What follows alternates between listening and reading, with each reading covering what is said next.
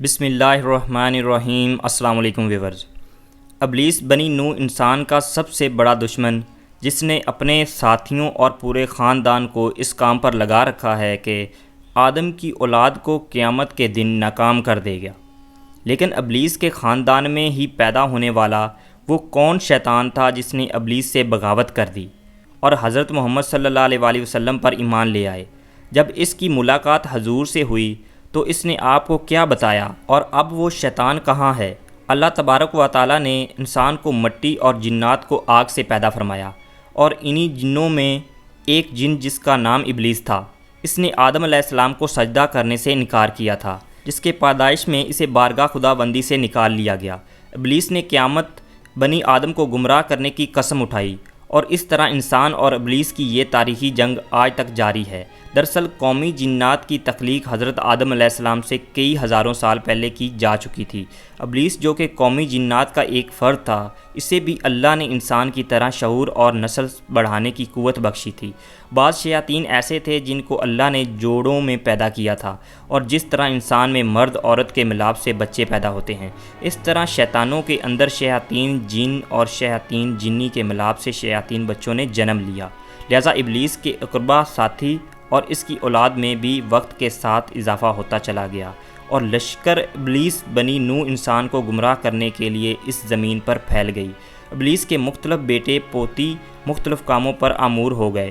ان میں کوئی انسان میں زنا کاری کو عام کرتا، کچھ شیاطین لوگوں میں فتنہ فساد پھیلاتے، تو کچھ انسانوں کو آپس میں لڑاتے۔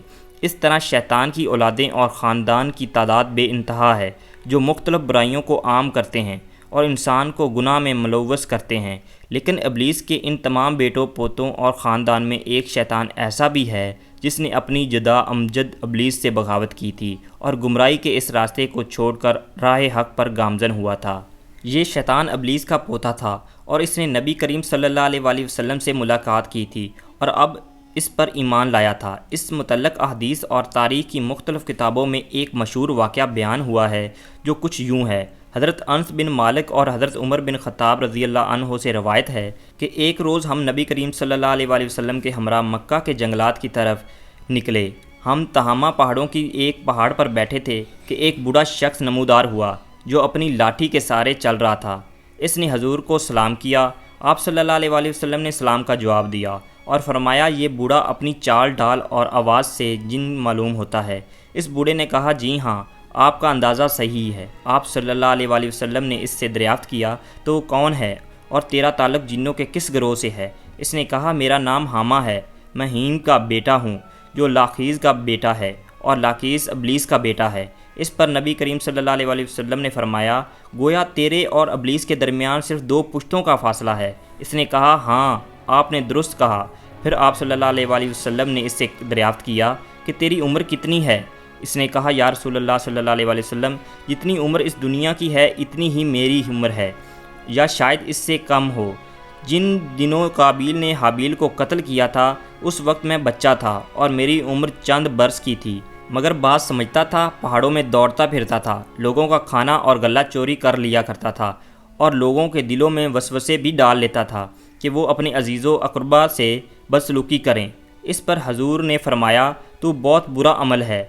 اس نے حضور سے کہا، مجھے ملامت نہ فرمائیے، کیونکہ میں ان لوگوں میں سے ہوں جو حضرت نوح علیہ السلام پر ایمان لائے تھے اور ان کے ہاتھوں توبہ کر لی تھی، اور دعوت دین کے کام میں ان کی مدد کی تھی، یہاں تک کہ میں 1 سال تک حضرت نوح علیہ السلام کے ساتھ ان کے مسجد میں رہا ہوں۔ میں نے ابراہیم علیہ السلام سے بھی ملاقات کی ہے، اور جس وقت ابراہیم کو آگ میں ڈالا جا رہا تھا اس وقت بھی میں ان کے ساتھ تھا۔ میں حضرت یعقوب اور حضرت یوسف علیہ السلام کی صحبتوں میں بھی رہ چکا ہوں، اور جب حضرت یوسف علیہ السلام کو ان کے بھائی کنویں میں ڈال رہے تھے تو میں ان کے ساتھ تھا، اور یوسف علیہ السلام سے پہلے ہی اس کنویں میں پہنچ گیا تھا۔ میں حضرت موسیٰ علیہ السلام سے بھی مل چکا ہوں، ان سے توریت سیکھی ہے، اور جب میں ملاقات حضرت عیسیٰ سے ہوئی تو میں نے حضرت موسیٰ علیہ السلام کو سلام ان تک پہنچایا تھا۔ حضرت عیسیٰ علیہ السلام نے مجھے انجیل سکھایا تھا، اور اسے نبیوں کے سردار حضرت محمد صلی اللہ علیہ وآلہ وسلم نے فرمایا تھا کہ اگر تم محمد رسول اللہ صلی اللہ علیہ وآلہ وسلم سے ملاقات کرو تو میرا سلام ان کو پہنچانا۔ چنانچہ میں اس امانت سے سب خدوش ہونے کے لیے آپ کی خدمت میں حاضر ہوا ہوں، اور عیسیٰ علیہ السلام کو سلام آپ کی خدمت میں پیش کرتا ہوں۔ نبی کریم صلی اللہ علیہ وآلہ وسلم نے فرمایا، عیسیٰ پر سلام ہو، اور اے اماں، امانت پہنچانے کی وجہ سے تجھ پر بھی سلام ہو۔ پھر اماں نے کہا، اللہ کی قسم میں بہت شرمندہ ہوں، میں اللہ کی پناہ مانگتا ہوں اس بات سے کہ میں کافر ہوں۔ پھر اس نے کہا کہ میں آپ پر ایمان لاتا ہوں۔ اس کے بعد وہ جن اتنا رویا کہ صحابہ کرام بھی رونے لگے۔ پھر اس نے کہا، آپ مجھے قرآن سکھا دیجئے۔ چنانچہ نبی کریم صلی اللہ علیہ وآلہ وسلم نے اس جن کو قرآن کی تعلیم دی۔ اس کو سورۃ واقعہ، سورۃ مرسلات، سورۃ الشمس، مؤذین اور قل هو اللہ احد سکھائے۔ پھر آپ صلی اللہ علیہ وآلہ وسلم نے اس سے فرمایا، اے حامہ، جب کبھی بھی تمہیں کوئی حاجت ہو تو پھر میرے پاس آ جانا اور ہم سے ملاقات نہ چھوڑنا۔